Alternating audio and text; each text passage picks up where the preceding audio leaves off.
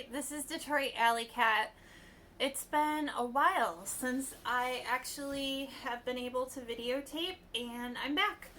So I have to apologize because I am not using my videotaping stuff. I'm actually using my phone. It is now time for me to get a new laptop. I'm sure you guys have all experienced that wonderful moment when your laptop no longer works the way that it's supposed to. So the quality of this is going to be a little bit weird, and it is what it is, and I just have to do this or you guys won't get to see me. So if I don't look like I'm looking at you or it doesn't sound good, I'm sorry.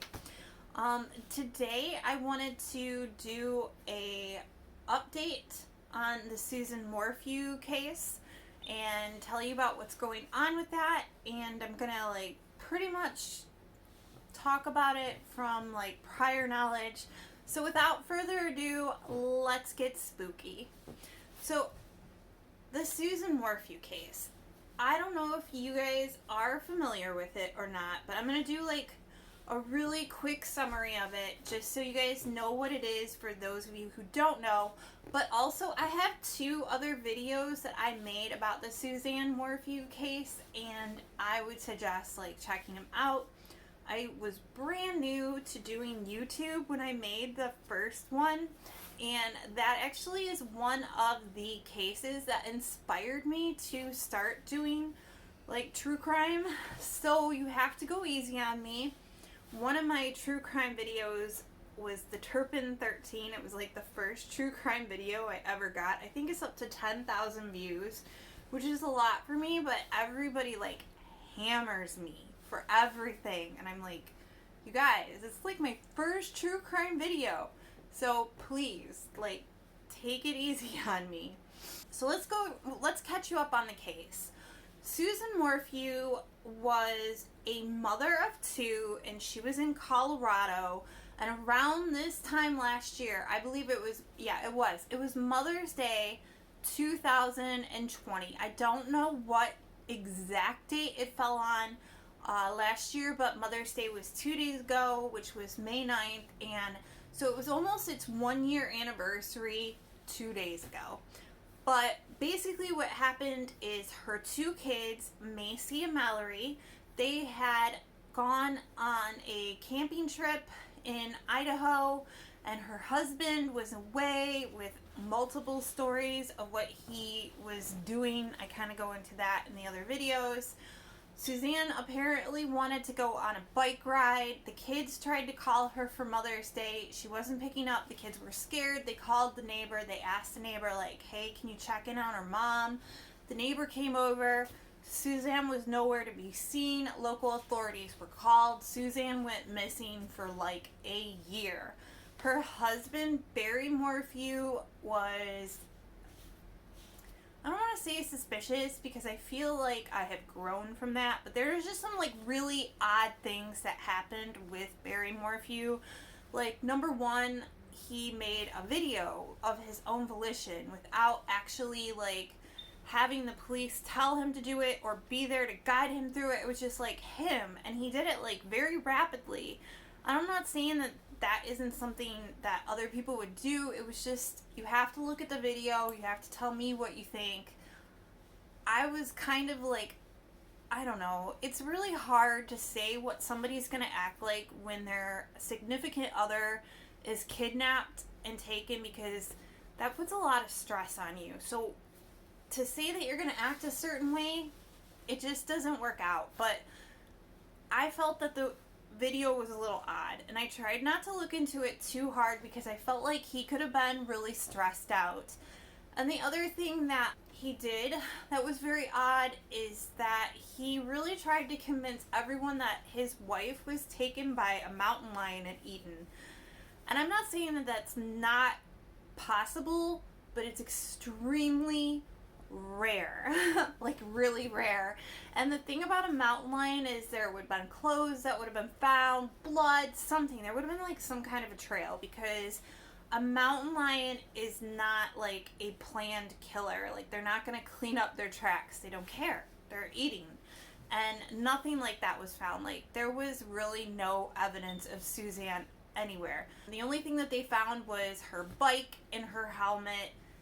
I don't know what they found inside of the house because they really haven't disclosed that. And they do that, like the authorities do that because they don't want their own evidence to be used against them because Barry's gonna go on trial. So that, before we jump into that, but there were some more things that were really strange, like he sold the house in Colorado. I think that there's a chance that he could have had people that were bothering him, stalking him. Like the Suzanne Morphew case received national and some international attention. It was like literally that case. I do not know what's going on with Colorado because they have so many national cases, and especially in 2020, like Gannon Stouch. There was another one that was just recently there. It just, also Chris Watts, he was from Colorado. Like there's just like really big cases in Colorado, and like what's even crazier is the missing persons in Colorado is massive. Like it's massive. And Colorado has like a lot of these mine chutes, and so if you wanted to dispose of a body and never have it found, it is like the perfect state to do that. And that's the problem with Suzanne Morphew, is like they have not found a body, and like if somebody took her and killed her, her body could have easily been thrown down one of these mine shafts. And so that brings me to the present day. So Susan Morphew's husband, Barry Morphew, it seemed like he had been being watched by the authorities. And in the beginning, Susan Morphew's family, their last name is the Mormons. Mormons? Anyway, Susan's Morphew's family at first kind of supported Barry. They weren't really outspoken in saying that they did not believe in him. But then after a while, Susan's brother, Andy, started going on national TV, and he was like saying like, I think that Barry did it, and we're gonna find out what you did, Barry. And like, it was getting kind of rough. Like, I didn't know what to make of it, and I have like changed my views on true crime for a lot of reasons. Like, I don't like to assume that somebody is guilty. I feel like that can have really devastating effects on a family. So, like I said, no one knows how anyone's going to react to a loved one or a significant other going missing. So if your sister went missing, the stress that you would be under with the only suspect that they know of being the husband, because always, no matter what, the significant other is going to be a suspect. So immediately, her brother Andy would be kind of suspicious. It would always be in the back of his mind, like, this could be, the person who did it. So would he go on live national TV and accuse her husband of murdering her without it being true? Absolutely. That could totally happen. It could. And let's flash forward to what happened. I think it was May 5th. They ended up arresting Barry Morphew. The police, caught him while he was in his truck and ended up taking him in. And it was really crazy because there were people that were driving by and watched this and that actually got video of it. And because it was such a big case, especially in Salida, Colorado, where it happened, they were on it. They videotaped it and everything. And within an hour, there were YouTube videos up. And I watched it and I was I wanted to jump on here and talk about it, but I also kind of wanted to sit back and see what happened. The biggest thing that I really want to bring to your attention is that you are innocent until you are proven guilty. And I have been reading a lot of comments and I kind of got really frustrated after a while. And I know that there are going to be people on here that are going to be you're wrong. But the reason why it's so important that we don't speculate and jump into people's lives, which I mean I've been guilty of, is because people get hurt when this happens. And Mallory and Macy Morphew are Suzanne and Barry's two girls. I'm not going to say little because they're not.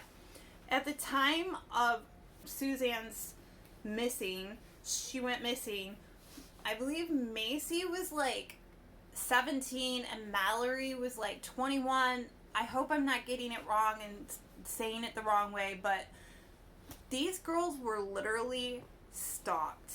They had like these Instagram accounts, and they're pretty girls. They look just like their mother, and people were going on there and posting things. They made fan accounts. Like, can you imagine your mother just goes missing one day, and then all of a sudden you receive all this attention from all these people that are like super into true crime? Like, I'm sorry, but the true crime community can sometimes come off a little aggressive, and there are a certain percentage of true crime people that enjoy that kind of stuff. Like, they're attracted to death. I mean, we all are, but there's a dark side to it, and these people are stalking these young girls, and so of course they had to turn off everything, and they kind of went into hiding. And then when their father was arrested, all of these people, and I've read a lot, have assumed that they had something to do with their mother's death.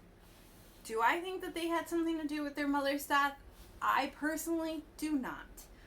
But I don't know. I'm not in Colorado. I don't know what's going on. Do I think that Barry did it? Like, I kind of had the feeling in the beginning, but I didn't want to see that, because you are innocent until proven guilty. And he was arrested, and he's already gone up. He's already gone up in front of the judge for his charges, and he is going to go to trial. And I think that the best thing that we could do is wait to see what type of evidence is going to be submitted. But I will go through the charges with you, because I actually have them right here, and they're really important to go through. The first count is charge of murder in the first degree. And it's also really important to notate, every state's penal code is completely different. So, like, the language is a little bit different. Some of these charges are very similar, but like, they're written differently, if that made sense to you. But anyway, they got first degree murder charge on there. The second count is charges tampering with physical evidence and destroying. The third count is charges public servant attempting to influence. Now, many people, you guys all know what murder in the first degree would be. It's like deliberately premeditating to murder somebody, and he's been charged with that. The second one is tampering with physical evidence and destroying it. So at first I thought, well, maybe they're talking about, like, you know, getting rid of Suzanne Morphew's body, but that's another charge in its own self. So probably what they're talking about is cleaning up or something like that. And like, I am speculating, but one of the weird things that did happen after Suzanne went missing is that Barry was at a hotel at the time of his wife going missing, and his employees said that his room smelled a lot like chlorine. Well, chlorine is very similar to bleach, and these two chemicals can actually get rid of like physical evidence. So that might have something to do with it. And the third charge is attempting to influence a public servant. So a lot of people have been like talking about what they felt that could be. Like, did they like, I even speculated on that. Like, I was like, did he threaten a police officer? Because Barry's known to have a little bit of a temper, which, I mean, honestly, all of us kind of would have gotten upset throughout the year if we were Barry. But I talked to somebody who was police officer prior, and he said that possibly one of the reasons why that charge is on there, and this is something that I forgot to mention, is that like When they were doing the searches for Suzanne, Barry would wait in certain specific areas, and if like a search party came in there, he would tell them like, you need to leave. You need to get out of here. We need to wait for the proper authorities to come here and search this area. Which I don't think that that was the correct thing to do. I think that when there are search parties that are like working for as volunteers for the police, they're kind of like taking up like a civil servant's position for that day, like in a voluntary type of way. So influencing a public servant could have simply been telling the people that were searching the area that they needed to go. And who knows if they knew that they should have stayed there or they should have went. But it sounds like somebody told somebody about it. Maybe that's why. Also, he was in a truck when they picked him up, so another reason why that charge could be in there. And like I'm saying, I don't know for sure if these things are true. I'm just speculating and telling you why this could have happened. Is that if the cops pulled him over getting ready to arrest him, he could have gave them like another name, like, I'm not Barry Morphew. He could have said like, I'm so and so, or I don't have my license on me and I'm just doing this and doing that. But I think that would be pretty crazy because of course he has his license plate and they could run it. I'm not quite sure why that's on there. It would be really interesting to see. I am happy that there is some kind of movement on this case because it's been a really hard case for a lot of people to see. I know myself, it specifically has bothered me because no one, like, she just like disappeared. And one of the things that immediately, like, I immediately started thinking about was Suzanne and Barry are very well off. Like, they have a better income than most of us, and like their houses are big, they got nice vehicles, they take nice vacations.